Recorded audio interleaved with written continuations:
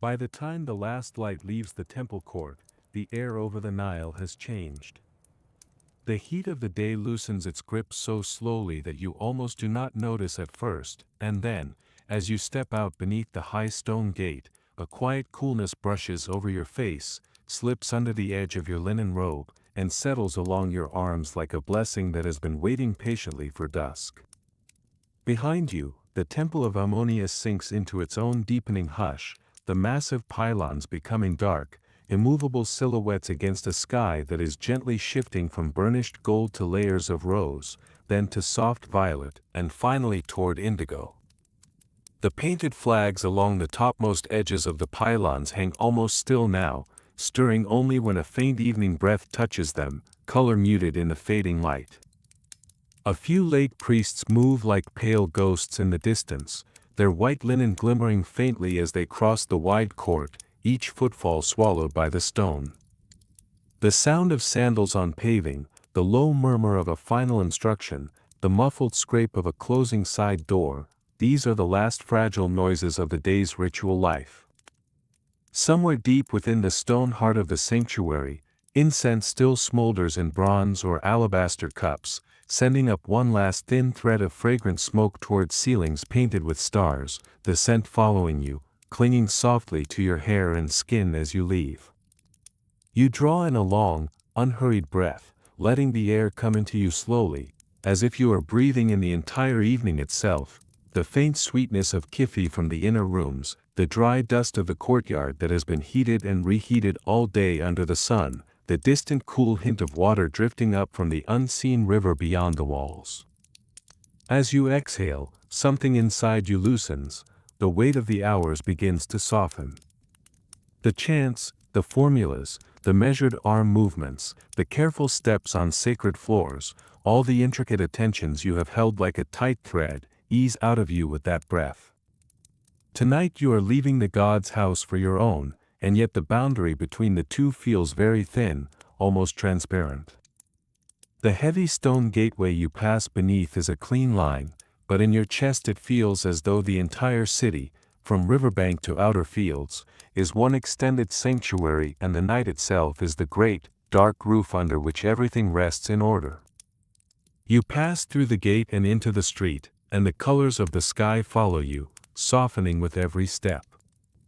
You walk slowly, because there is no more need to hurry. Your sandaled feet find the path without effort, following the packed earth that runs between long, warm-smelling mudbrick walls the color of baked clay. The ground beneath you is firm, marked with the overlapping traces of many feet and cart wheels from the day, ridges and depressions that your soles have walked 1,000 times. The last glow of the west stretches long shadows before you, they lie across the lane like broad, dark bands, and you pass through them one by one, feeling the air change slightly with each, warmer where the bricks still release heat, cooler where the shadows are thick. Doorways stand quiet and dark along the street, most of them little more than rectangles cut into the smooth, earthen facades. Here and there, the shadows are pierced by a soft orange eye, an oil lamp set high in a niche, its open flame steady and small, casting gentle halos across the plaster. You notice the uneven edges of the lamp niches, the thumbprints in the clay where someone long ago smoothed it into shape, the soot marks above each flame, small fans of black that show how many nights this little light has burned. From one house, you catch the warm, rich smell of fresh bread, the crust still cooling from the oven's heat. From another, the soft laughter of a family already gathered for their evening meal drifts into the street, blended with the faint clink of pottery and the murmur of voices. The sounds are muted now, subdued by thick walls and closing doors, but they create a gentle, living undercurrent beneath the calm, a reminder that life continues in dozens of small, private worlds all around you. Above the jagged line of rooftops, the first stars have already kindled.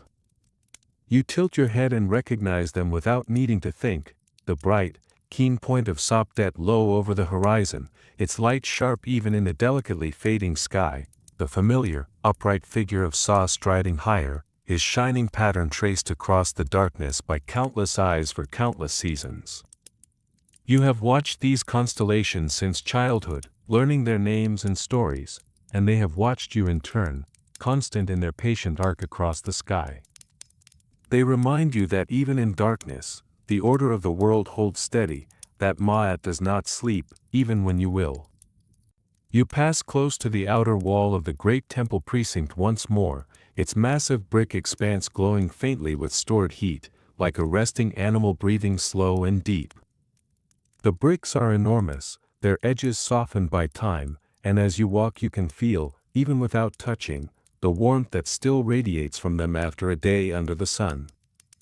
The sacred lake within is invisible from here, hidden behind the broad bulk of the wall, but the air carries a faint, cool trace of its presence, a hint of dampness, a delicate freshness that touches the inside of your nose as you breathe, like a soft whisper of water against skin. Somewhere beyond that wall, the night guard walks his slow route. Every now and then, the muffled tap of a spear but against stone echoes faintly, a quiet, regular sound that keeps its own patient rhythm in the background, reassuring in its steadiness. He moves along the perimeter, unseen, a human figure in a landscape of brick and shadow and sky, and the knowledge that he is there adds another soft layer of safety to the night. As you move closer to the river, the sounds change, almost as if you are stepping from one kind of world into another. The murmur of the city thins behind you, fading into a tapestry of distant voices, the occasional bray of a donkey, the faint knock of tools being put away. Ahead, the steady presence of the Nile begins to speak in its own, low voice. The air cools a little more. You hear the soft slap of water against moored boats, a gentle, repetitive sound as the current nudges them and then draws back. Wooden hulls answer with faint creaks and sighs, ropes tighten and slacken with delicate groans against mooring posts. You catch the wet, earthy smell of the river before you see it, mud rich with silt, reeds that have soaked in water and sunlight, the faint hint of fish and water plants. It is a heavy, honest scent, one that belongs to this place as much as the carved stone of the temples or the dry dust of the fields. It rises up to greet you as you step onto the embankment, wrapping itself around the incense that still clings to you, braiding sacred and ordinary fragrances together into something that feels like the true breath of the land. You pause there for a moment, not because you must, but because your body has learned to pause in this spot, over years of repeating the same path. The stone beneath your feet is cooler here, large blocks smoothed by countless footsteps and by the invisible work of time. Down below, along the dark curve of the river's edge, a single boat lantern glows like a captured star, its yellow light quivering slightly as it reflects on the rippling surface. The lantern's flame shifts with each tiny movement of the water, sending long, trembling streaks out across the blackness. On the boat, a figure moves slowly, perhaps tying off a rope, perhaps stacking bundles of reeds or folded nets. You cannot see their face, only the shape of shoulders and arms, but the rhythm of their motion is unhurried. Around them, the river breathes in long, silent pulls, drawing itself along the bank, exhaling in soft hushing sounds where it meets stone and mud. Far to the south, lightning flickers silently beyond the horizon, a pale, irregular glow behind the line of low hills that cuts the world in two. There is no thunder that reaches you, no sense of threat, only the knowledge that somewhere, far away, rain or storm might be drumming on other roofs, on other fig trees, on other faces lifted to the sky. Here, your own night remains calm and untouched, the sky above you clear, the stars sharp, the air gentle. You close your eyes for a moment and breathe with the river, letting your inhale match its silent, steady pull, your exhale flowing out as slowly as the water slipping along the bank.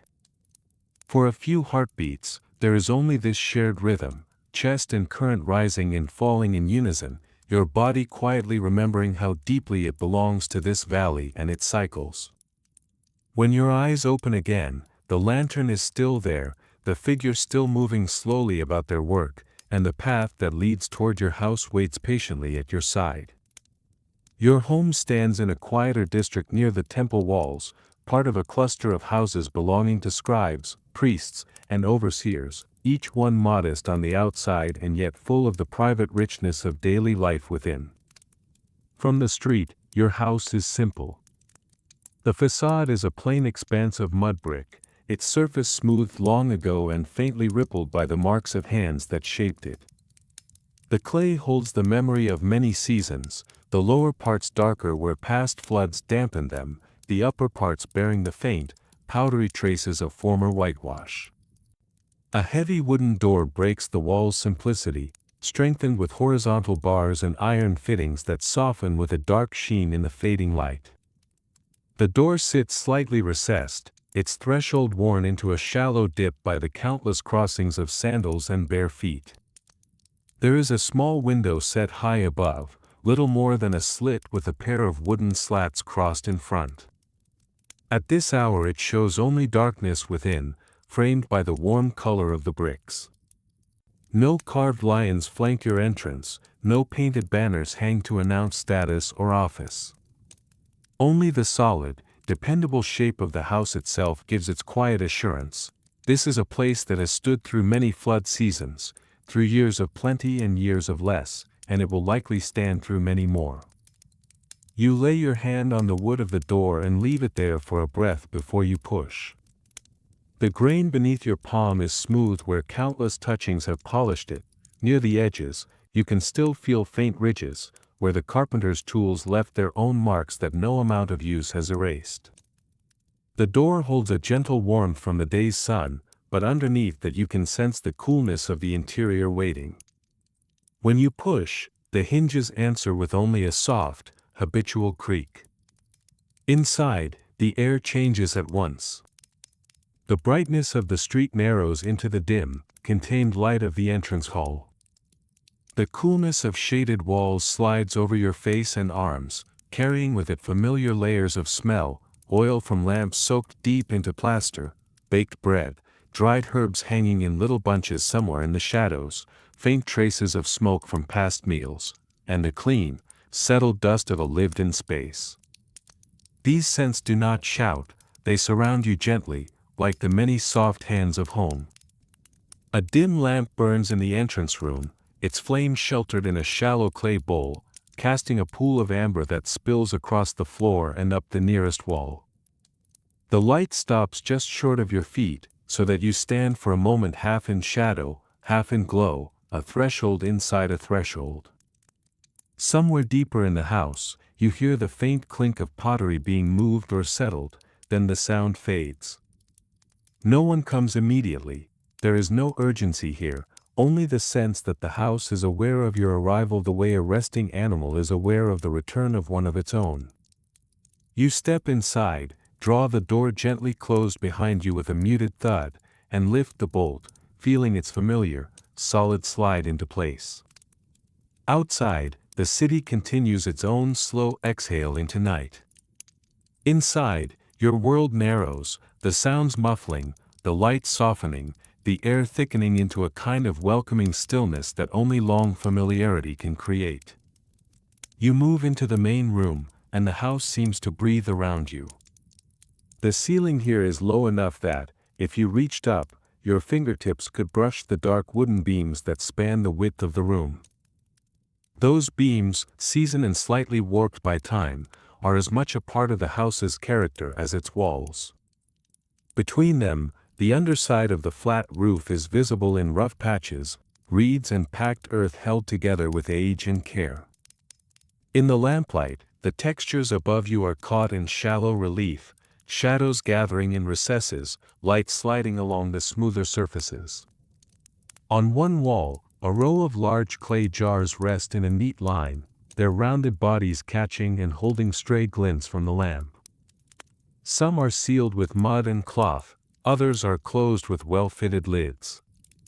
Each one bears markings, painted or scratched in the clay while still wet, simple signs that tell you at a glance what each jar holds. You know them without reading: wheat, barley, lentils, chickpeas, oil, dried figs. Their presence is reassuring, a silent promise that tomorrow, and the next day, there will be something to eat, something to trade. Along another wall, finely woven reed mats lie rolled and stacked in a tidy bundle, edges aligned. In the day, they are spread out to make sitting places, working spaces, surfaces for tasks and talk. Now, they wait quietly in their corner, ready to be unrolled again when needed.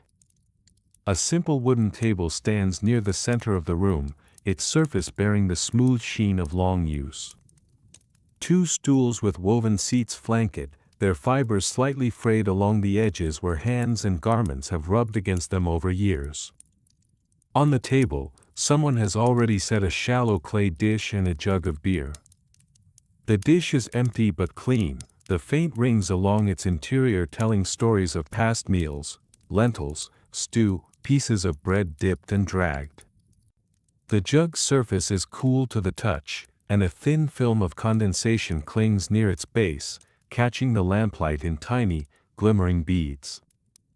This simple arrangement, a dish, a jug, a waiting table, is as welcoming as any elaborate feast. It says, "You are expected, you were remembered." The lamp on the table burns with a clean, steady flame, the twisted linen wick drinking from oil that smells faintly of olives. You notice how its light pools against the whitewashed wall behind it, turning the once flat surface into a soft, glowing plane. The light is brightest where it first strikes, then gentles as it climbs, fading into a halo that seems to breathe with each tremor of the flame. Shadows gather in the corners of the room, not as threats but as quiet companions, content to remain vague and undefined. You feel the weight of the day in your shoulders, like sandbags that have been bound there and finally begin to sag. There is a dull ache along the bridge of your nose and behind your eyes, the sensation that comes from long hours of reading tightly spaced hieroglyphs and repeating memorized lines without error. You notice a slight stiffness at the base of your skull, where concentration and posture have held you upright in front of the God's image. The moment you stepped through your own door, your body started to register all these small complaints, now that it no longer needs to hold itself under the invisible gaze of the divine. The house seems to understand this. Its thick walls cradle every sound, turning even your own footsteps into something soft and diffused. The echo that stone gives is replaced by an enveloping hush. You set down the small leather pouch at your waist, its familiar weight landing with a dull, padded thump on the table, and feel, with quiet relief, the subtle shift as your body realizes it is no longer required to be perfectly arranged. Here, you may be simply human again, with sore feet and tired eyes and a heart that beats at an ordinary pace. In the corner nearest the doorway, the household shrine waits, humble and unmistakable. A short limestone pedestal rises from the floor, no higher than your knee, its edges softened by touch and by time. The stone bears faint, hairline cracks and tiny chips along its corners, the honest marks of years of service rather than neglect. On its top, within the gentle island of lamplight, sit a few carefully chosen figures. They are not grand, they are small enough to fit easily in your palm. And yet in the quiet gravity of the corner, they feel as present as any large temple statue. Bess is there, squat and bow-legged, his fierce, comic face carved in a permanent grimace that is both frightening and protective. The curve of his tongue, the bulge of his eyes, the spread of his short arms, all are worn at the edges, the sharp lines softened from being handled, cleaned, perhaps occasionally kissed. Beside him stands Taurid, heavy-bellied and hippopotamus-faced, her thick tail suggested in smooth lines along her back, one hand resting on her rounded stomach in everlasting protection over births, beginnings, and fragile things that need watching. Between them sits the little cobra, its hood flared, carved in a simple, flowing shape. The gleam of the serpent's eyes is just a hint of darker pigment in the clay, but in this light they seem to hold their own small shine. It is a symbol of the goddess who looks after nourishment and harvest, and also of alertness, of something always ready to rise. Before these figures is a shallow dish of red clay, its bottom stained a darker tone where oils and drinks have soaked in over time.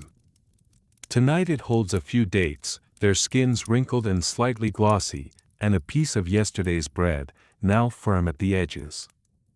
The dates are shriveled but still sweet, the bread is simple but honored by where it rests. Beside the dish stands a smaller cup, empty for the moment, its rim bearing a slight unevenness that your fingers know well. Even when no one moves, the shrine feels attentive, as if the carved eyes and painted pupils of these little guardians are aware of your entrance, following your return with the kind of undemanding focus that comes from endless practice. They have seen you in every mood and state, worried, relieved, distracted, joyful, sick, exhausted, and their attitude toward all of it has been the same, watchfulness and a readiness to receive whatever small gestures you bring. You pause here almost automatically, even before you think of food or rest. Your hand reaches toward the table, closing around a piece of fresh bread. The loaf is warm to the touch, its crust rough but yielding, its inner crumb soft and slightly moist. You tear off a small portion, feeling the resistance of the dough give way under your fingers, and a soft cloud of warm, yeasty scent rises from the torn edge. You take a date from the small basket beside the lamp, its skin tacky against your fingertips, and split it open, revealing the darker, sticky interior and the smooth, hard pit. These gestures are small, but they carry the weight of habit and respect. You lay the piece of bread and the sliver of date gently into the offering dish. The sound they make when they touch the clay is almost nothing, a whisper of contact, but in the quiet of the room it feels distinct, like the closing line of a sentence. This is no temple pomp, no chorus of attendants. There are no trumpets, no resounding chants. Yet the act feels just as necessary as anything you have spent the day doing behind stone columns and golden doors. These small gods keep their watch when you sleep, when you are too tired to remember a single line of prayer, when your stomach hurts, when your mind spins in circles for reasons that have nothing to do with sacred duties. They see the parts of you that never appear in the presence of the high God in his shadowed sanctuary. Softly, almost under your breath, you let a few words slip out, familiar phrases, small acknowledgments, gratitude that does not need to be elaborate to be sincere. The sounds are little more than shaped exhalations, but the act of forming them steadies something inside you. The shrine receives them without fuss. The little figures remain where they are, unchanged, and yet the corner they occupy feels somehow warmer, more complete. The path to the evening meal leads you into the next room, where the house opens into a small inner courtyard and the kitchen space that breathes with the day's work. The courtyard is a simple rectangle of open sky, framed by walls on all sides. At this hour, the sky above is a deep, velvety blue-black, brushing close to the color of the river at its deepest bends. Stars are scattered like seeds across that dark field, some faint, some bright, each with its own quiet, unwavering glow. The edges of the opening are marked by the tops of walls and the underside of a wooden balcony rail, rough-hewn but familiar. A faint breeze moves through the space, drawn by the difference between the cool outer night and the stored heat of the house. It slips in and out, carrying with it the distant sense of river and dust, the almost sweet smell of damp earth from somewhere nearby, and the faintest trace of someone burning scraps of chaff or dried dung for fuel in a neighboring courtyard. The movement of air stirs the leaves of a potted fig sapling standing in one corner, its young branches tremble, and the broad, soft leaves make a tiny susurration, a sound like whispers layered on whispers.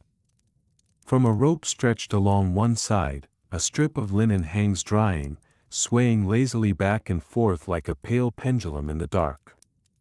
In the day, this courtyard is bright and busy, filled with voices and work. Now, in the lamplight that spills through doorways and from the kitchen, it is a calmer, gentler place, a hollow carved between rooms where the sky can be reached by the eye and the air can move. In the kitchen corner, a round clay oven crouches like a small, familiar animal, its domed shape rising from the floor, mouth dark and quiet.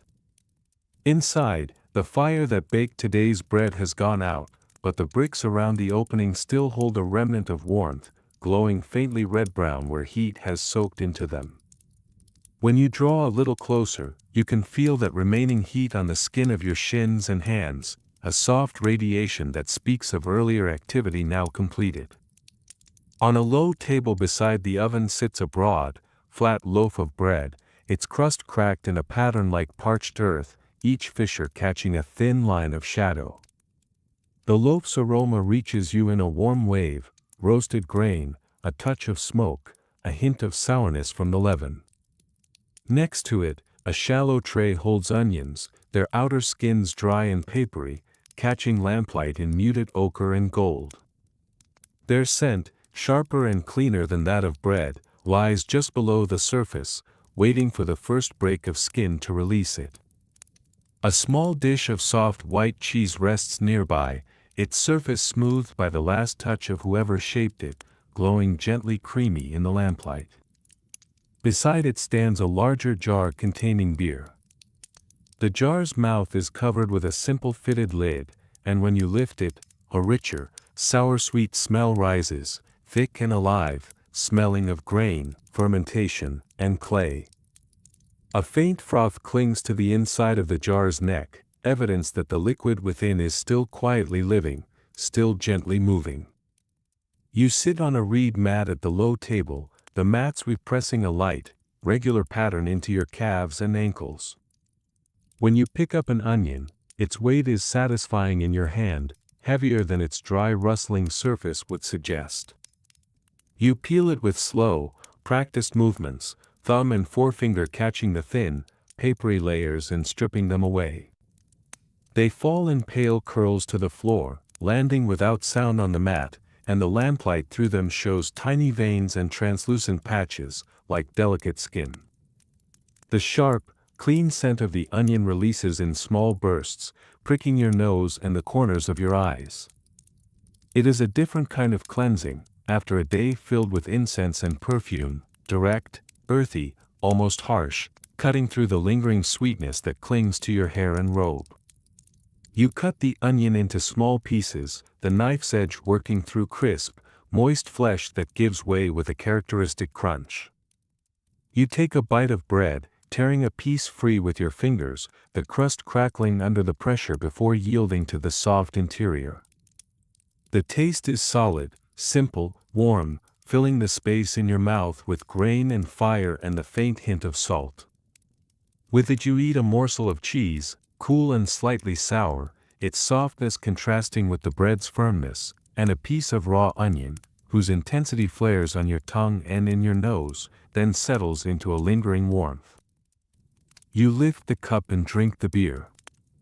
It is thick, almost porridge-like, with small particles of grain still swirling within it. Its taste is a mingling of sweet and sour, of earth and craft. It slides down your throat in a slow, heavy line, spreading a comfortable weight through your stomach and chest. The food is not luxurious, but it is more than enough, and its familiarity is a comfort all its own. As you eat, your hearing attunes itself to the courtyard's subtle life. You notice the faint crackle as a tiny ember deep within the oven finally gives up its last bit of heat and turns to ash. In a nearby room, a clay cup is set down, making a soft, hollow clink. The breeze moves again, and the strip of linen on the rope sways in a slightly wider arc, its fabric rubbing against the rope with a tiny hiss. The lamp's flame gutters once, then steadies, casting moving shadows over the wall where the light touches uneven plaster and catching in the worn edges of the table. You eat slowly, letting each bite come and go without haste, feeling not just hunger being satisfied but a deeper sense of being reconnected to the ordinary rhythm of your own life, after spending the day in the precise, carefully measured patterns of temple service. When you have finished, you pour a little of the beer into a separate cup, the liquid making a soft, heavy glug-glug sound as it leaves the jar and settles. The cup you choose is smaller and simpler than the one from which you drank, its clay a little rougher, its rim slightly irregular. The beer reaches just below that uneven edge, its surface rippling once, then calming into a dull sheen that reflects a distorted image of the lamp's flame. You carry it carefully back to the household shrine, moving with a familiarity that requires no conscious thought. The household gods receive their portion without ceremony, as they have on so many evenings. You tilt the cup gently over the offering dish, letting a little of the beer spill into it, where it darkens the clay as it seeps in. Some of it you leave in the cup itself, setting it beside the bread and dates, so that the little figures have food and drink in front of them, as any honored guest should. There is a tiny hiss as the liquid meets a drier patch of clay, and a faint sour-sweet aroma rises, mingling with the other scents that fill the room. The balance of giving and receiving feels simple and clear here. You take what you need from the day's work and the earth's gifts, and you return a portion to the unseen powers that shaped your life long before you were born. From here, your steps carry you toward the washing room, where the next quiet ritual of the night awaits. The washing room is small, half open to the sky, half sheltered by roof and beam. Its walls are of the same mudbrick as the rest of the house, but they feel cooler to the touch, the close presence of water giving the air a faint dampness. A stone basin sits against one wall, carved from a single block, its inner surface worn smooth and faintly shiny from years of hands and feet and water passing through it. Beside the basin stands a tall clay jar filled with water drawn earlier from a nearby well.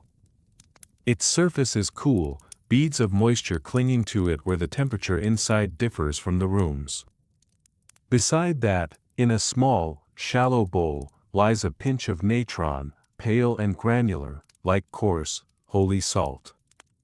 The grains sparkle faintly in the lamplight, catching the light along their hard facets. You lift the jar with both hands, its weight is substantial, reassuring. When you tilt it, the water falls in a narrow, gleaming stream into the waiting basin below. The sound, a steady, delicate splash, fills the little space more completely than seems possible, bouncing off the walls and mingling with the soft echo of its own reverberation. Tiny droplets leap up where the stream hits the stone and land on your forearms and the front of your robe in cool, pinpoint kisses.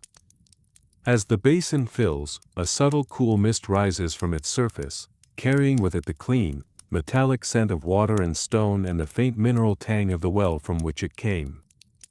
It touches the skin of your face and arms as if the water itself is reaching out to greet you before you even bend toward it. You dip your fingers into the bowl of natron, feeling the rough grains press into your skin. They are dry and slightly scratchy, like fine sand crystals, heavier than their size would suggest. A small pinch between your thumb and fingers dissolves as it meets the water in the basin, clouding the surface almost imperceptibly, making the water feel thicker, more substantial. When you scoop it up in your cupped hands, it has an almost silky texture, the dissolved natron changing the way it moves across your skin. You bring the water first to your face. It is cool, not shockingly cold, but cool enough that your skin tingles as the first handful touches your cheeks. Droplets slide over the bridge of your nose, along the contours of your cheekbones, across your closed eyelids. A few find their way into the small creases beside your mouth, down the lines that a day's worth of speech and concentration have carved there. They gather at your jaw and fall in slow, heavy drops, leaving trails of wetness that the air quickly kisses away. The coolness cuts gently through the leftover heat of the day, washing away the faint trace of smoke and sweat and incense that clings to your skin. You feel the water seep into your eyebrows, drip down the sides of your neck. It trickles along your throat, into the hollow where pulse and breath meet, then disappears beneath the collar of your robe, leaving behind a series of small, rapidly cooling spots that slowly become simply your skin again. You pour more water into your palms and guide it down your arms, across the curve of your shoulders, over your chest. Each handful feels like a small reset, a quiet erasure of dust and effort. The water carries away the invisible film left by the day's tasks, the sensation of having been looked at, of having looked at others, of having focused so intensely on things outside yourself. It is as if each splash loosens a knot you did not know was there, making your breath expand more freely in your chest. You wash your hands with particular care, turning them under the water, watching droplets cling to the fine hairs on the back before gathering and falling. You rub the natron into your palms, between your fingers, under your nails, the roughness of the grains giving way to a smoothness as they dissolve. These are the hands that poured libations, that held sacred vessels, that traced glyphs on papyrus and stone. Tonight, they are simply your hands, tired and capable, deserving of this small, deliberate tenderness. Then you turn your attention to your feet. You lift them one at a time, resting each heel on the cool stone rim of the basin, letting the water run over toes and arches and ankles that have carried you all day through stone corridors and across sun-heated paving. You pour the water slowly, watching it sheet over the skin, darkening it, making tiny rivulets that trace every curve and hollow. Dust and sweat loosen and swirl away, vanishing into the basin with barely a ripple. The relief that comes is subtle but real. It is not dramatic, not a sudden surge of comfort, but rather a gradual easing, a sense that the constant, nearly unnoticed tension of standing and walking and standing again has finally been acknowledged and honored. When you straighten at last, water still beads along your forearms and drips from your fingers in slow, deliberate drops that fall back into the basin with soft ticks. You reach for a length of linen hanging from a peg on the wall. It is clean and dry, its fabric slightly rough against the pads of your fingers. When you press it to your face, the cloth absorbs the water with a gentle pull. You feel the faint rasp of fibers along your skin, a sensation that is surprisingly soothing after the softness of water. You dab along your cheeks, your brow, your neck, your arms, your hands, until the last clinging droplets have been taken up. You remove your outer garment then, fingers loosening ties that have held it in place all day. The linen sighs as it slips from your shoulders, sliding down your arms and pooling at your feet. Its weight is not great, but the feeling of it leaving your body is significant.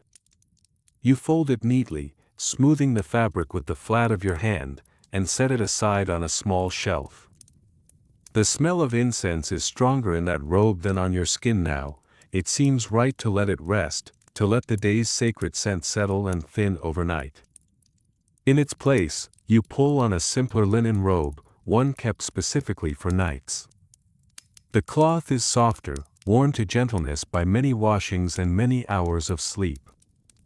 As you slip it over your head, it brushes your shoulders and arms with a light, cool touch. The garment hangs more loosely, giving space for your chest and abdomen to expand and relax. When you tie the knot at your waist, the pressure is mild, more a gentle reminder of shape than a restriction.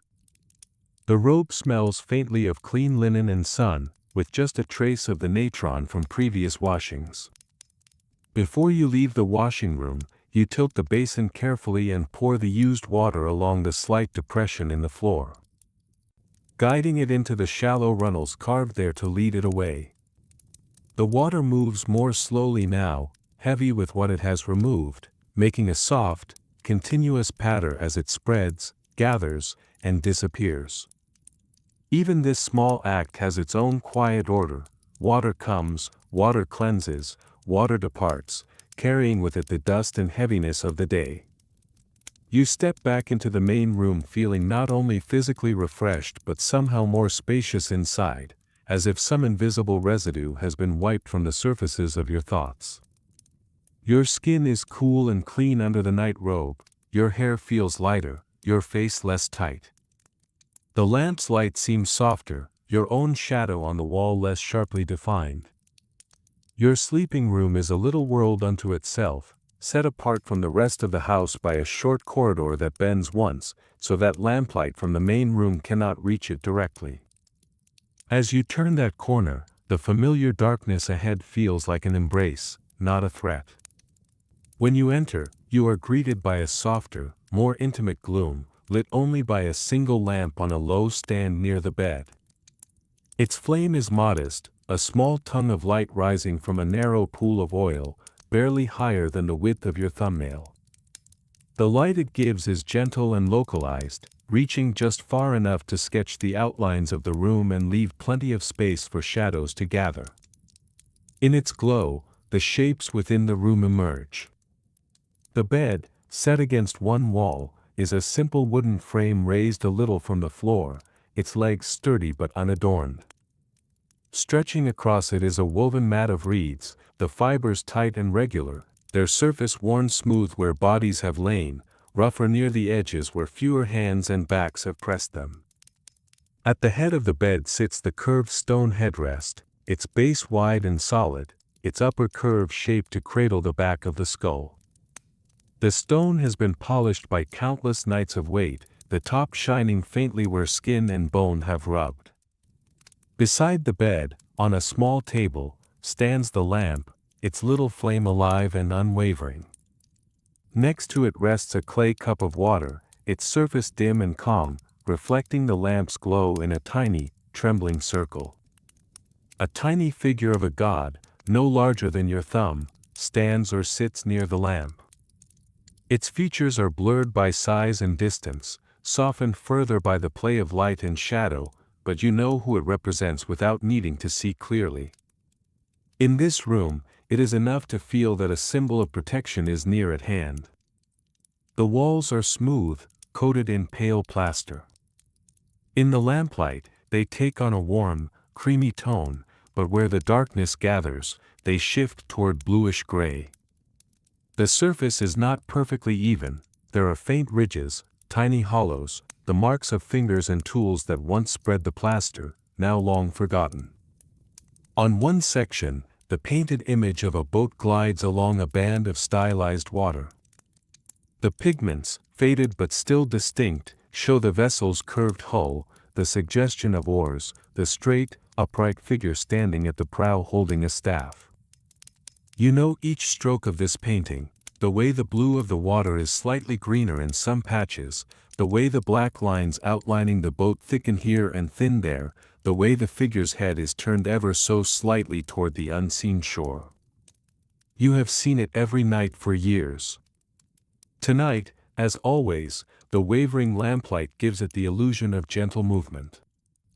The painted boat seems to rock almost imperceptibly, as if it rides a slow, silent swell. The standing figure appears to breathe with the rise and fall of light, his staff shifting from rigid to relaxed and back again. High above, near the ceiling, a small window opens to the outside. It is little more than a slit, barred with thin wooden slats, but it is enough to admit the night air. Through it, the sky appears as a narrow strip of deep blue-black spangled with a handful of stars.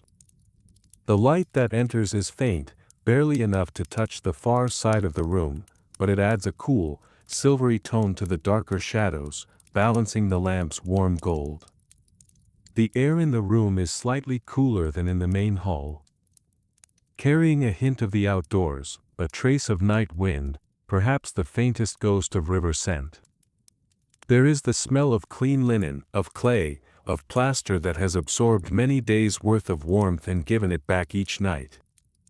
Underneath, there is your own scent, the particular mixture of skin, hair, and sleep that no one else shares. You sit down on the edge of the bed, and the room responds with a few small, familiar sounds. The woven reeds beneath you flex slightly, their fibers adjusting to the new distribution of weight with a quiet crackle. The wooden frame of the bed creaks a little, a low, dry note that quickly settles back into silence. Your back straightens out of habit, the posture of a priest in the presence of a god, lingering for a moment before relaxing. Your hands rest loosely on your thighs, fingers separated in calm. Your bare feet find the stone floor, the coolness of it rising into your soles, the smoothness of its surface gently grounding you. You stay like this for a few breaths, not yet lying down, not yet letting go entirely of wakefulness. It is a threshold posture, a pause between worlds. You feel your own weight where you meet bed and floor, the subtle pressure of the robe's belt against your waist, the soft pull of the amulet cord around your neck. Your awareness settles gradually into your body, noticing small details that ignored earlier, a slight stiffness in your left shoulder, a faint soreness at one knee, the comfortable heaviness in your stomach from bread and beer. Your eyes travel slowly around the room. They rest for a moment on the painted boat, on the curve of its hull, on the straight back of the standing figure. They follow the shifting shadows that the lamp throws along the plaster, shadows that stretch and contract as the flame moves. They notice the tiny god on the table, its outline distinct against the glowing background. They trace the lines where wall meets ceiling, where ceiling meets window opening. With each exhale, the edges of your attention soften a little more, like ink spreading in water. You become aware not just of objects but of the spaces between them, the gentle hollow of air between your chest and the underside of the ceiling, the distance between your hand and the lamp, the gap between the bed and the wall. You sense, in a way that is more feeling than thought, the presence of the house beyond this room, the courtyard, the kitchen, the silent jars, the closed door. And beyond those, the neighboring houses, the temple walls, the river, the vast stretch of fields and desert under the same sky. Before you lie down, you lean forward and reach for the lamp's wick with a practiced touch. Using a small sliver of reed, you nudge the wick down just a little, reducing the flame. It shivers once, then settles into a smaller, gentler glow. The light in the room softens. The shadows deepen, becoming broader, less defined. The painted boat on the wall retreats slightly into its own scene, its motion now more suggestion than illusion. The god figure on the table becomes a darker shape rimmed by a thin halo of light. Your hand rises almost of its own accord to the amulet that hangs at your chest, a small piece carved in the shape of a jade pillar or the Eye of Horus. Its surface is smooth beneath your fingertips, edges rounded by years of contact, grooves shallow but still distinct where the artisan set them. The amulet has its own coolness, different from the coolness of stone or water, a kind of stored shade that responds slowly to the warmth of your touch. You hold it for a moment, closing your fingers around it, feeling the way it presses into your palm, small but unyielding. In that contact, you draw a quiet reassurance. This object has been with you through fevers, through worries, through nights of dreamless, heavy sleep and nights of restless turning. You know every chip along its edge, every faint discoloration, although in this light you cannot see them. Quiet words form at the back of your throat and slip out, barely louder than your breathing. They are not long. They are not formal. They are more like an exhale shaped into gratitude and trust, an acknowledgement that protection is something both asked for and already present. The room listens without comment. The amulet does not warm or glow or answer in any obvious way, but something inside you recognizes the act and takes comfort in it. Then you release the amulet. It falls back against your chest with a soft, familiar tap, settling where it always does, above your heart. Its presence there is constant, even when you no longer think about it, like the steady beating beneath it or the slow turning of the stars outside. When at last you ease yourself back onto the bed, your body recognizes the movement like an old, well-practiced ritual. You shift your weight onto one hand, swing your legs up one at a time, feeling the linen of your robe slide along your thighs and calves. You turn and lower your shoulders, aligning them with the length of the mat. The reeds beneath you adjust again, bending beneath the points of contact, heels, calves, hips, shoulder blades, creating a firm but sympathetic surface that holds you without sinking. You lift your head briefly, then guide it down onto the curved surface of the stone headrest. The stone is cool against the warmth of your skin. It presses into the hollow at the base of your skull, into the tendons along the sides of your neck. At first, there is a tiny protest from those muscles, a sense of unfamiliar tension, and then, as you breathe, they release, finding the position they have found so many nights before. The alignment it creates, head, throat, chest in a straight, open line, feels unexpectedly reassuring, as if some inner pathway has been gently straightened and cleared. You reach down and pull a light linen covering over your body, drawing it up to your chest. The fabric glides across your skin with the faintest, whispering sound, cool where it first touches, then warming almost immediately as your body heat gathers beneath it. The robe and the covering together create thin, soft layers between you and the air, a small, private climate that is neither hot nor cold but simply comfortable. The weight of the cloth is slight, just enough to be felt, just enough to remind your body where it ends and the world begins. Your arms find their natural resting places, either at your sides, palms turned slightly upward, or folded loosely across your stomach. Your feet drift apart until they reach a position where the muscles in your hips and thighs no longer hold any unnecessary tension. Your jaw slackens, your tongue resting comfortably in your mouth, no longer needing to shape words or chants. Behind your closed lips, your teeth are no longer pressed together but float with a small space between them.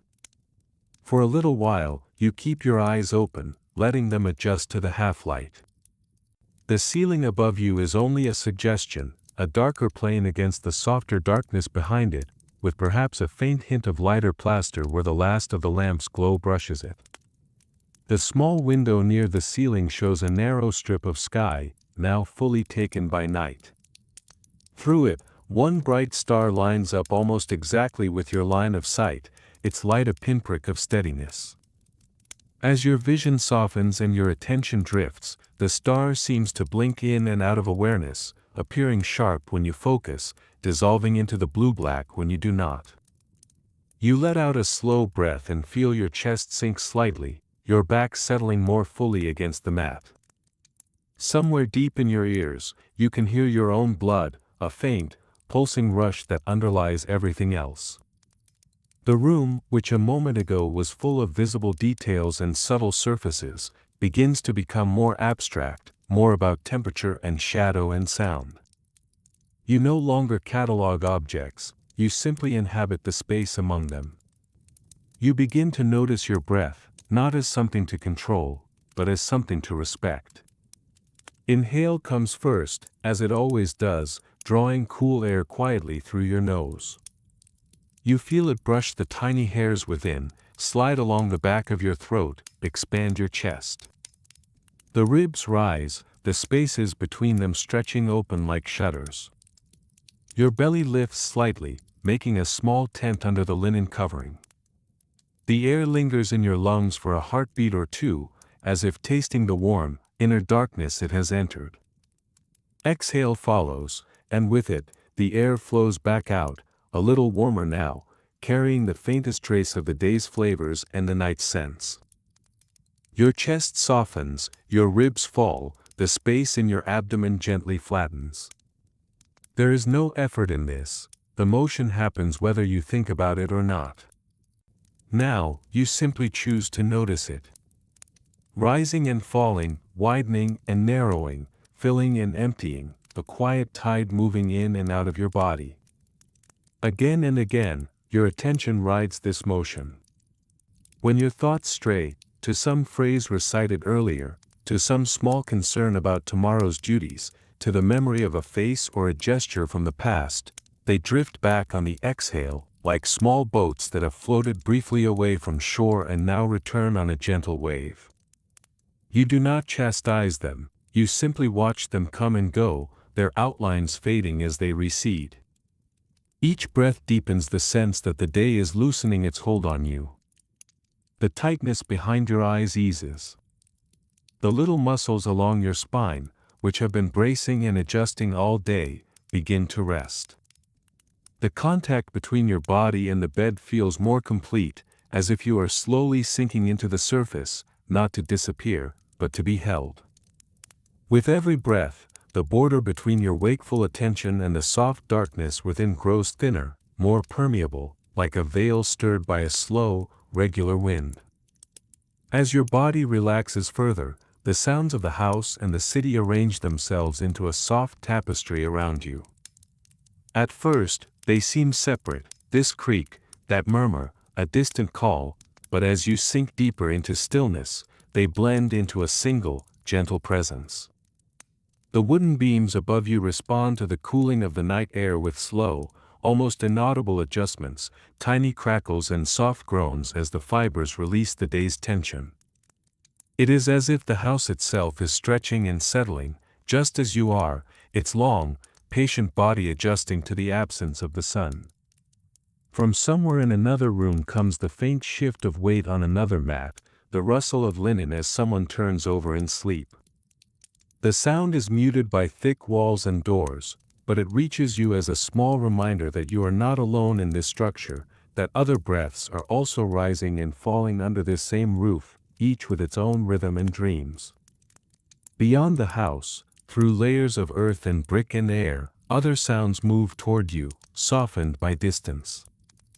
The frogs gathered in the irrigation channels and canals have begun their nightly chorus in earnest now. Their voices pulse and overlap, a complex pattern of croaks and chirps that swell and ebb in waves. Sometimes, the sound gathers itself into a kind of deep hum. At other moments, individual notes step forward for a heartbeat and then retreat. The effect, where you lie, is less like a series of separate calls and more like the breathing of some large, unseen creature lying beyond the fields. Occasionally, the bark of a dog cuts through the night, sharp, decisive, short-lived. One bark, maybe two, then silence again. The sound arrives thin and distant, stripped of all threat.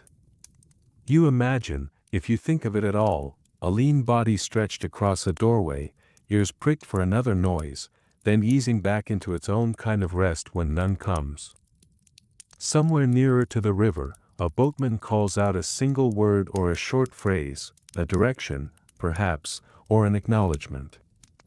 Even though you cannot hear the individual syllables clearly, the cadence is familiar. The river answers with its own voice, a low, continuous hush as water slides past stone and bank and hull, as if whispering the same phrase over and over in a language older than any prayer. All of these noises reach you through layers of architecture and space, muted and blurred, until they are less like distinct events and more like variations within a single, ongoing sound, the sound of the night living its life. Nothing is sharp enough to startle. Nothing demands response. Everything moves in slow arcs, rising and falling according to rhythms you need not follow with your mind for your body to feel. Your mind, even as it drifts, keeps a small, steady awareness of the invisible journey being made at this same moment beyond the western horizon. You have been taught since childhood how the sun, the visible disk of Ra, travels during the day across the sky and then, at sunset, enters the Duat, the hidden realm beneath the world. There, on his solar bark, he moves through caverns and halls, past fearsome guardians and towering gates, along rivers of darkness lit only by his own unwavering light.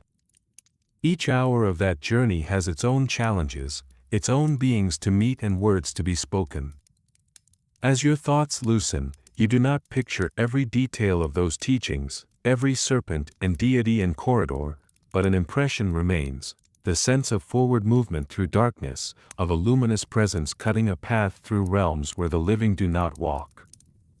You imagine, or half remember from temple scenes, the sun's boat gliding across black waters, its hull defined by a slim, glowing curve, the god standing within it, falcon-headed, eyes fixed ahead, the stars above and around, watching with clear, cold attention.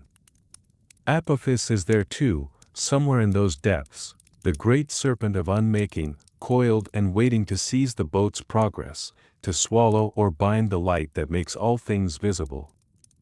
But in your mind, this figure does not loom with the sharp edges of terror, not tonight. It is part of the story, yes, necessary as dark is to light, as night is to day, but its fate is already known. Just as every night it rises, every night it is cut apart by gods and helpers, by spells and blades, and cast back into the waters. The outcome, though repeatedly enacted, is always the same: the bark passes, the journey continues, the dawn is assured. Your own sleep, lying here under your modest roof with a stone under your head and linen over your body, is a small, human echo of that greater passage. As your breathing deepens and lengthens, as your limbs grow heavier and seem to belong more to the bed than to the space above it, you can feel, in some barely articulated way, that something within you is also stepping away from the bright surface of waking life and into a quieter, more mysterious interior. It does not feel like leaving so much as like diving, slipping below the known currents into depths that are darker but also protective. You trust this movement. You trust it because you have been taught to, by elders, by texts, by images on the walls of temples and tombs. You trust it because every night of your life so far has confirmed it. Night is not an ending but a necessary descent. It is part of the circle that keeps everything in motion. Just as the sun will return in the morning without fail, unless Ma'at itself were to be broken, so, too, will you rise from this surrender. In between, in the quiet where you are heading now, there may be dreams, or there may be blankness. You do not insist on one or the other. You think of dreams the way your teachers once told you to think of them, when you were young enough to repeat their words without fully understanding them, yet old enough to feel their gravity. Dreams, they explained, are not mere images, not random flickerings of a tired mind. They are like letters written in symbols, like messages painted in colors and shapes rather than ink and glyphs. They come from many sources, from the gods, from the Aku, the blessed dead, from other realms, and from parts of yourself that do not show themselves in daylight. Some dreams are clear and bright, their meaning is like a polished mirror in bright sun, plain to anyone who looks. Others are murky, their messages half submerged, like inscriptions half eroded on old stone, leaving only fragments to be pieced together. As your eyes lie closed and your body rests more completely, you do not ask for any particular kind of dream. You do not demand to see a specific face, or receive a specific answer, or witness a particular sign. You simply let the possibility exist, the way one might leave a door unbarred at night, not because a visitor has been promised, but because if one should come, you wish them to find an easy way in. Your awareness hovers at the edge of waking and sleep, that delicate boundary where the simple fact of lying in a room in a house in a city begins to dissolve into something less defined. Sounds stretch and bend, a frog's call becomes elongated, turns almost into a melodic line before fading. The sensation of your body on the bed blurs. You are aware of heaviness, of warmth, of support, but not of each separate point of contact. In this in-between, you have the fleeting impression of your BA, that mobile, bird-like aspect of your being, stirring. It is as if it rustles its wings inside your chest, testing the air. It does not leave, it does not rise above your body to roam far into the night. It hovers close, like a bird that has hopped to the edge of the nest to look at the sky, and then settles itself again, waiting for the deeper stillness to invite it further. In the half-dreaming space, memories do not return as neat stories with beginnings and endings, but as atmospheres that wrap themselves around you. You are a child again for a moment, not because your mind has consciously chosen to travel there, but because the feeling of that time rises up from within. You see very little, but you sense much. The mat beneath you feels thinner, the frame of the bed lower, the room perhaps a little more crowded with other sleeping bodies.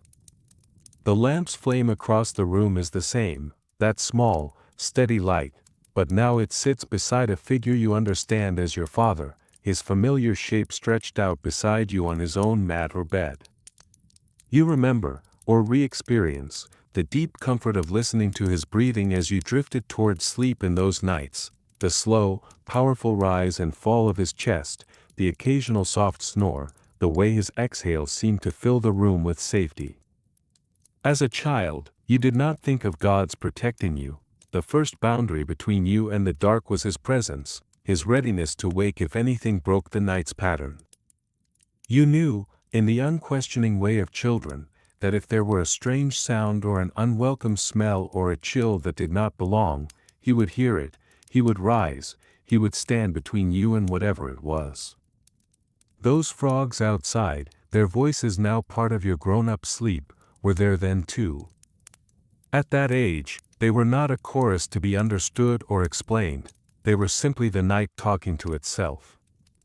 The distant barking of dogs, the low murmur of people returning late, the occasional clatter of pottery carried across a courtyard, all of that formed the background of your earliest dreams. You did not think of it as noise or silence, it was just the way the world sounded when you closed your eyes. Now, as an adult, lying under your own roof, that sense of safety has shifted inward and outward at the same time. There is no single parent beside you, no single human figure whose alertness you trust completely. Instead, there is a wider network of guardianship, the gods you serve in daylight, who do not, you have been assured, abandon their posts at night, the protective deities painted and carved in the corners and on the lintels of rooms, the household gods at the little shrine, who keep their comical, fierce watch whether you are aware of them or not, the unseen order of Ma'at, which you have devoted your life to maintaining and which, in turn, maintains you. This feeling does not blaze in your chest, it glows. It is not triumph, not elation, but a soft, pervading sense that the world around you is not an enemy. It allows your muscles to let go a little more, your hands to lie more heavily where they rest, your jaw to loosen further, freeing your tongue and throat from any last traces of tension. Your eyelids, already closed, soften at their edges, your brow smooths, and the surface of your mind becomes less choppy, more like still water under starshine. Time, from here, ceases to feel like a line and becomes something broader and less sharply defined. It no longer moves in the measured increments of temple bells, of shadow lengths on paving, of tasks completed and marked. Instead, it spreads. It stretches like a cloth pulled gently at its edges. It folds and gathers, like smoke from an extinguished lamp rising and curling, making shapes that are real and present but almost impossible to pin down with words. There is a scene, perhaps a dream. Perhaps just the mind's idle picture-making as it drifts, of you walking again through the great temple. But this time it is empty in a way you have never seen it during the day. No other priests move along the corridors. No supplicants wait in the outer courts.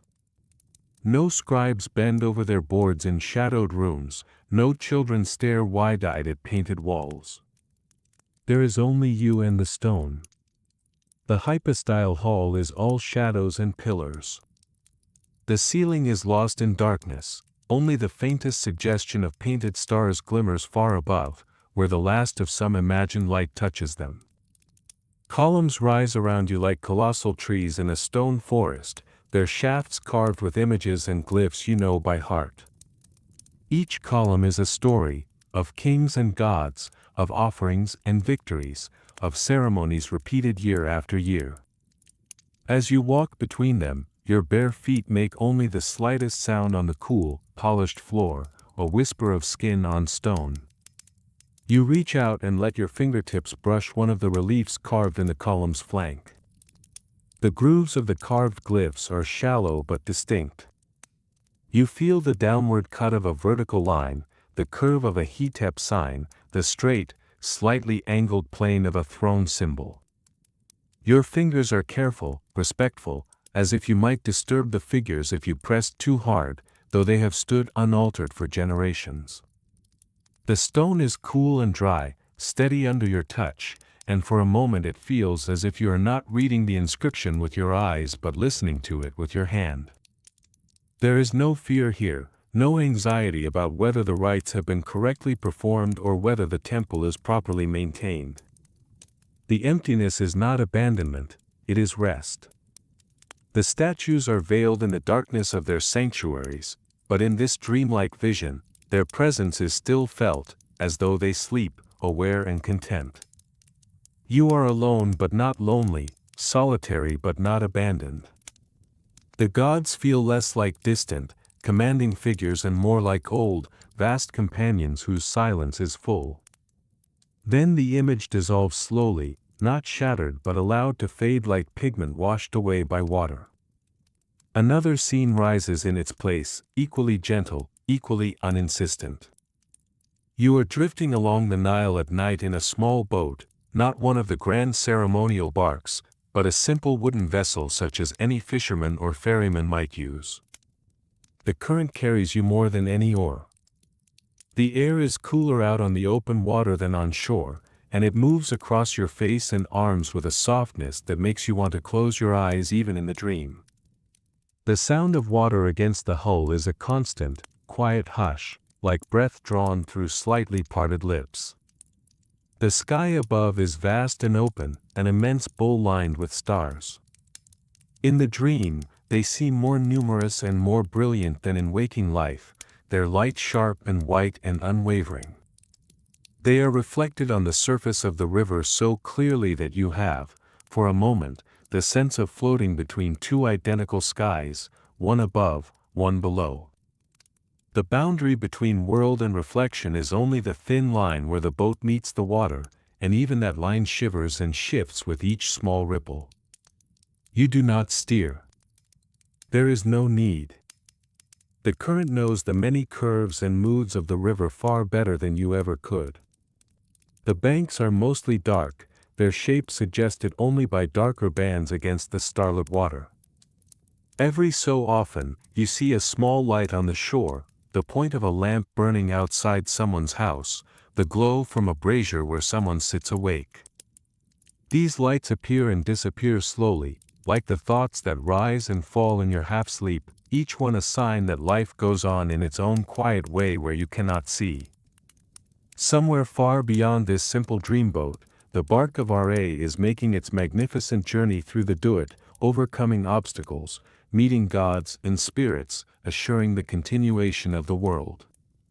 Your own passage along the river is small and human beside that, but it rhymes with it in structure, a movement through darkness, carried by forces larger than yourself, guided by currents you did not create. That resonance, more felt than thought, gives your dreaming its sense of rightness. The river, the temple, the house, the sky, all of these images drift in and out of your sleeping mind, never demanding that you fix them in place, never insisting on being remembered in complete detail. They rise like waves and then flatten into the general surface of your rest. At some point in the long arc of the night, you shift once on the bed, unconsciously. The movement is small, a slight repositioning of a leg, the tilt of a head, but it produces its own quiet consequences. The linen over you whispers as it moves, sliding against itself and against your robe. A pocket of air enters for a heartbeat, touching your skin with coolness, then warms again as the fabric settles. The reed mat creaks faintly, a dry, shallow sound like the breaking of a single, tiny twig. By now, the lamp beside you has burned low. The oil that fed it has been slowly diminishing, drawn upward through the wick and given over to light and a little heat. Its flame is a smaller jewel now, a narrow, blue-edged tongue of fire only just taller than the blackened tip of the wick itself. The light it gives reaches only as far as your hand would, were you to stretch it out. The rest of the room is gentler darkness, forms outlined in soft grades of shadow. The painted boat on the wall is almost entirely gone from sight, its color swallowed by the dimness. Perhaps, if your eyes were open and you stared long enough, you would be able to make out a hint of its outline, a slightly different tone of darkness where the pigment lies. But your eyes are closed, the boat is on its own, sailing its painted journey in a world beyond your present awareness. The tiny god on the table is just a darker shape in the gloom, its details invisible. Yet if anyone were to enter and look, they might still feel, even without seeing clearly, that it watches, that it holds its miniature posture with unchanging attention. The window high above is a deeper rectangle within the darkness, through which a thinner kind of night peers in.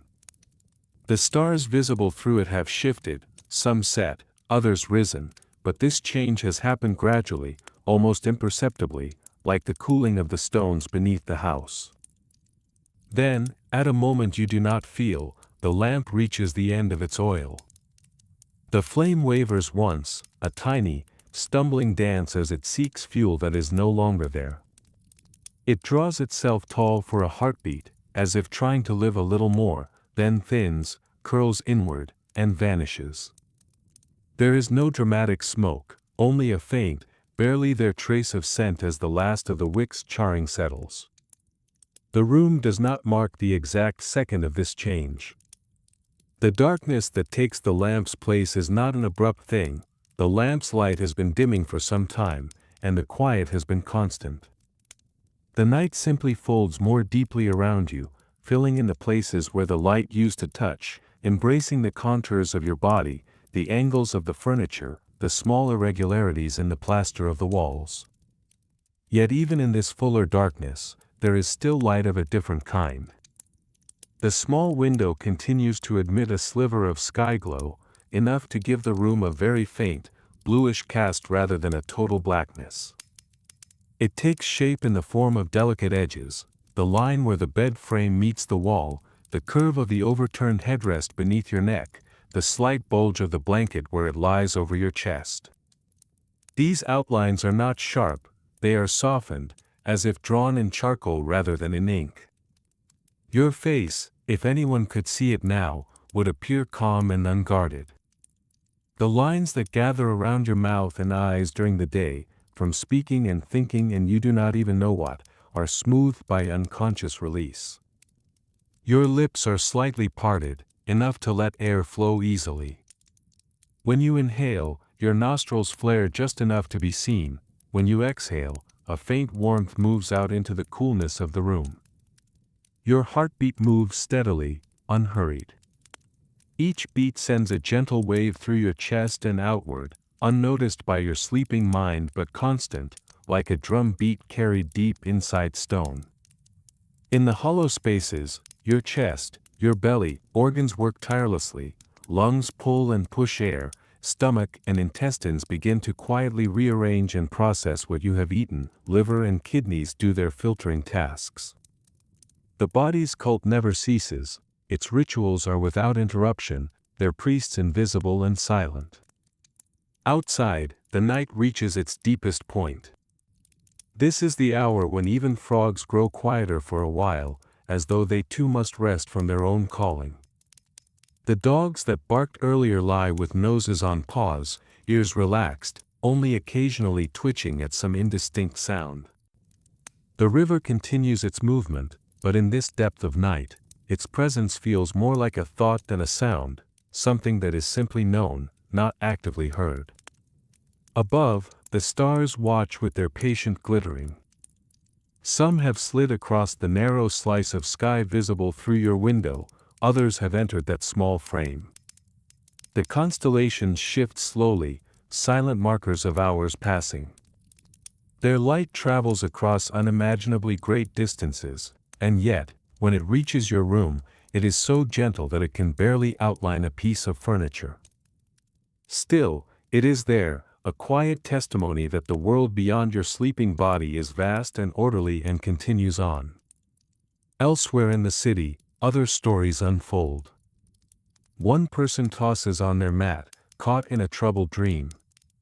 Another lies awake, staring at their own ceiling, thoughts circling around some worry that will seem smaller by daylight. Somewhere, a woman labors through the night to bring a new child into the world, her cries rising and falling, attended by experienced, steady hands. In another house, someone keeps vigil beside a sick body, watching the shallow rise and fall of breath with the intensity of prayer. In yet another, a scribe leans over a sheet of papyrus, unwilling to leave a sequence of signs unfinished, lamp burning low beside him. All of that exists, but it all happens at a distance from you, each behind its own set of walls and doors. They are like other currents in the same river, moving alongside but not touching your own small branch at this moment. You remain where you are, a single sleeping figure on a bed in a modest room, breathing in and out. Wrapped in a thin layer of cloth, watched over by little gods and distant stars. Gradually, so gradually that no single moment can be pointed to, the balance begins to turn.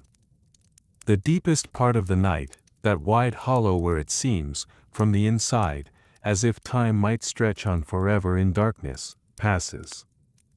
Nothing announces this shift. There is no sudden change in sound or smell. But the world outside your window has started its slow tilt toward dawn. Far in the east, beyond what the walls of your room and the angle of the window allow you to see, the sky is lightening by the slightest degree. The black that was absolute becomes a little less so, a very deep blue that no one awake would be able to notice yet without long, careful watching. Somewhere in the duet, the bark of Ra has passed its final gate. The great serpent, Apophis, has been confronted and overcome in that nightly, everlasting struggle, its coils cut, its body cast down again into the primeval waters. The gods who stand guard at that final threshold have spoken their ritual words and opened the way. The prow of the sunboat points now toward the eastern horizon, prepared to rise once more, carrying light back to the land of the living. Your own body responds to this cosmic shift in ways that have nothing to do with conscious knowledge. Your breathing, which had deepened into the long, regular cycles of deepest sleep, grows just a little shallower. Your heartbeat, which had slowed, quickens by an almost imperceptible amount. Muscles that lay completely slack begin to hold a ghost of tone again. These are subtle changes, more like a tiny stirring in still water than a wave, but they mark that your internal world is not separate from the external rhythms. You are part of the same great pattern of movement and rest, descent and rising. Your dreams, whatever their content, begin to fray at the edges. Scenes that previously held together, temple corridors, river journeys, childhood rooms, start to dissolve more quickly after forming. Their colors are less intense, their shapes less convincing. Characters, if there were any, lose their faces.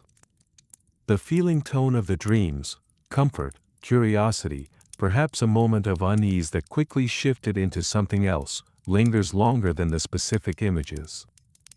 The long, smooth cloth of sleep that had wrapped around you begins to show faint lines where waking will soon weave itself back in. But there is no jerk, no sudden tearing away. The transition, like the one that led you into sleep, is a process. You float for a time in the middle place, no longer in the deepest dark of unconsciousness, not yet in the sharp clarity of fully waking. It is a kind of gentle harbor, a bay where the water is calmer than in the open sea, where one can drift without being pulled too firmly in any direction. At last, there is a small, almost insignificant movement. Your fingers twitch where they rest on the blanket, a single, barely noticeable contraction of muscles. Your toes flex inside the cocoon of cloth, pressing lightly against the linen, then relaxing. Your eyelids, which have been closed for hours, flutter once, a delicate tremor that does not yet open them. These are signs that the body is testing the world again, sending out little scouts of sensation and motion. A sound threads its way into your awareness and stays there instead of dissolving, perhaps the clatter of a jar lid in another room, perhaps a faint cluck from a sleepy bird shifting its position in the courtyard, perhaps the creak of a neighbor's door opening as someone rises early. It is not that this noise is louder or more insistent than those that came before, it simply arrives at a moment when your mind is ready to receive it rather than fold it into dreams. When you finally open your eyes, the room around you is not the same as the one you saw last before sleep took you, though nothing has physically changed. Dawn has not yet fully come, but the blackness that once filled everything has softened into a deep, velvety blue. The small window near the ceiling shows a sky that is no longer spangled with as many stars. The brightest still shine, but fainter ones have faded into a general light that has not yet become day. The shapes in your room, the bed frame, the little table, the walls, are clearer now, edged with a very gentle contrast. The painted boat on the wall is visible again, its hull a shadowy curve, the standing figure a simple, upright form. The water beneath it is a band a shade darker than the plaster around it.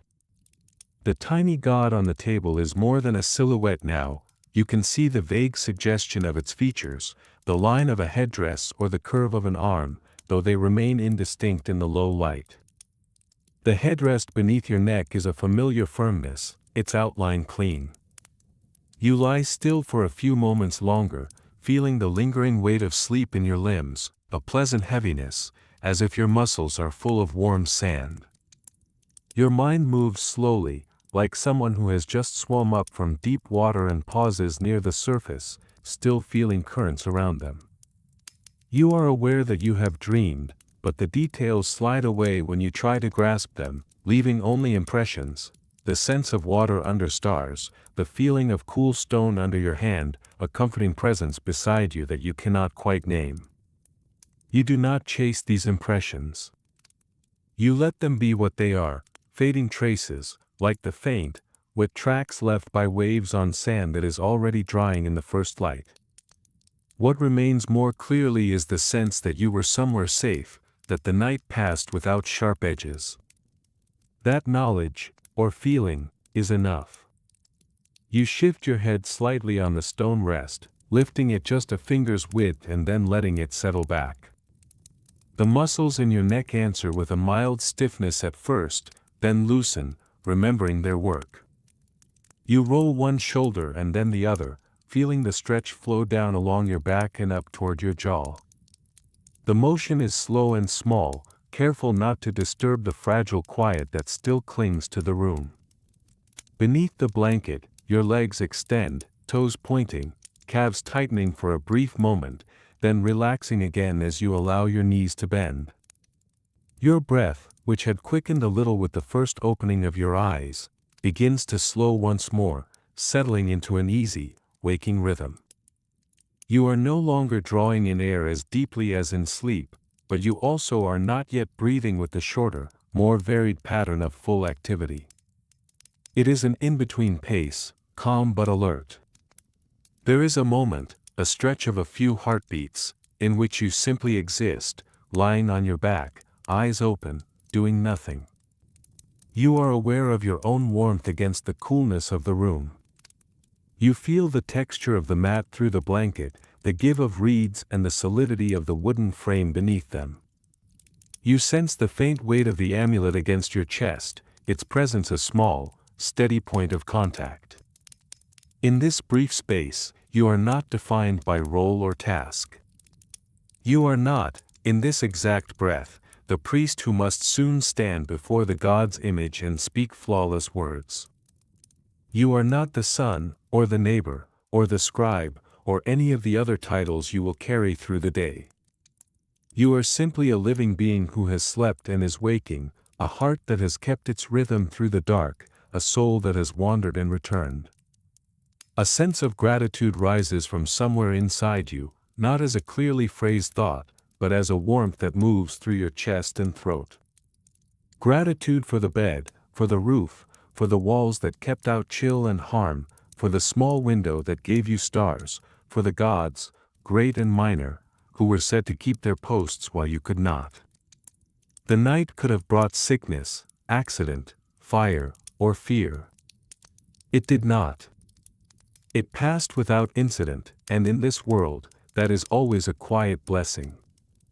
Eventually, the urge to move more fully becomes stronger than the desire to remain in this suspended place. You draw the linen blanket aside with a slow, deliberate motion, letting cooler air slide over your legs as you free them. The change in temperature is immediate but not harsh. It wakes the skin, tightening it slightly, reminding you of the world beyond the soft, self-contained warmth you created under the covers. You bend at the hips and swing your legs over the side of the bed, guiding your feet until they find the floor. Your bare soles meet the stone with a familiar touch. It is cooler than the bed, smooth, firm. The slight chill travels up into your ankles and calves, a quiet encouragement to alertness. You sit there for a moment, as you did last night before lying down, but now facing the other direction of the journey. Your hands rest on your knees, fingers splayed, feeling the texture of linen and the shape of bone beneath. Your spine straightens, your head lifts. You inhale, noticing how the air of early morning tastes different from the air of night. It is a little drier, perhaps, a little less laden with the deep smells of sleeping houses and dark courtyards. There is a subtle hint of potential in it, the faintest suggestion of dust that will rise when people begin to move, of hearths that will be lit, of fires that will be stoked. It is not yet full of the day's odors, but they are implied in what you breathe. You reach for the small cup of water on the table. Its clay feels cool against your fingers. When you lift it, the water inside moves with a soft, almost inaudible slosh. You bring it to your lips and drink. The water is no longer cold from the night, but it is not warm either. It has taken on the room's temperature. On your tongue, it tastes clean and simple. It moves down your throat in a thin stream that you can feel all the way along its path, waking the dryness there, settling into your stomach with a gentle sense of freshness.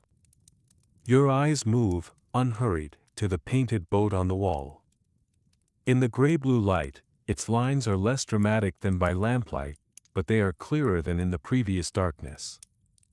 You take in the small tilt of the hull, the angle of the figure's staff, the stylized waves beneath.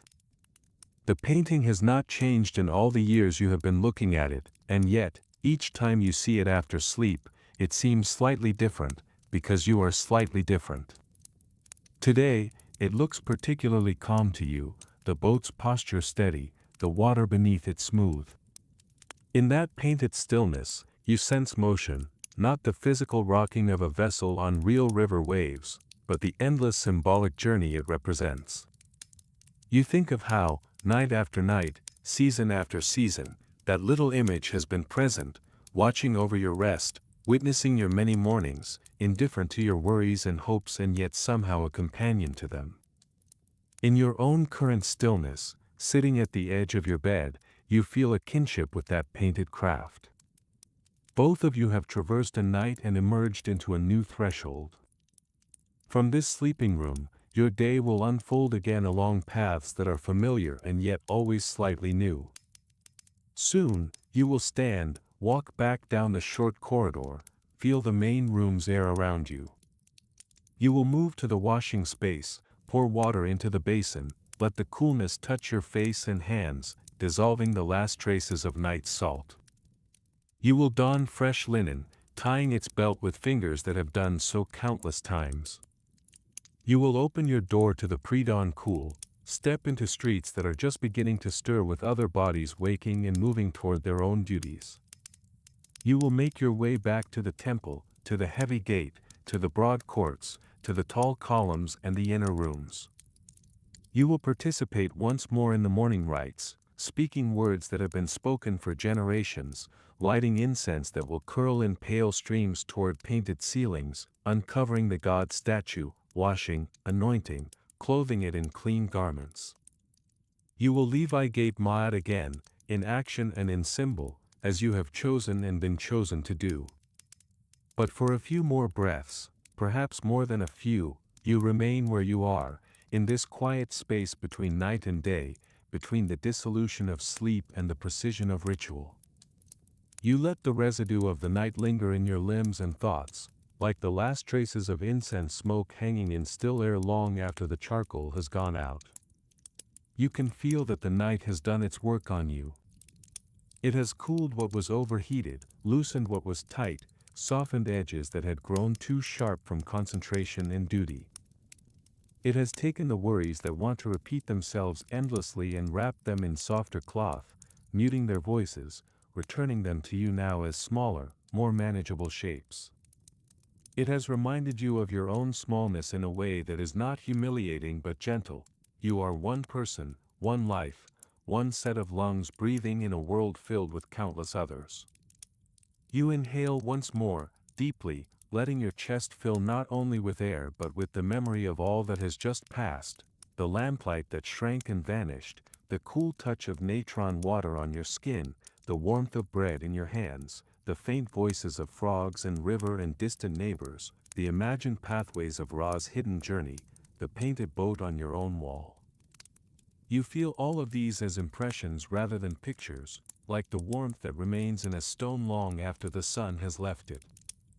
As you exhale, you do so gently, without haste, feeling the air leave you as quietly as the night itself has left the sky. Then, in your own time, you rise from the edge of the bed, the stone beneath your feet steady, the room around you calm. You carry within you the calm of the night like a hidden flame, a small but steady light that you will take with you into the temple's vast rooms and the day's many tasks, knowing that when evening comes, the circle will begin again, and you will return to this room, this bed, this breath, for another long, quiet descent into rest.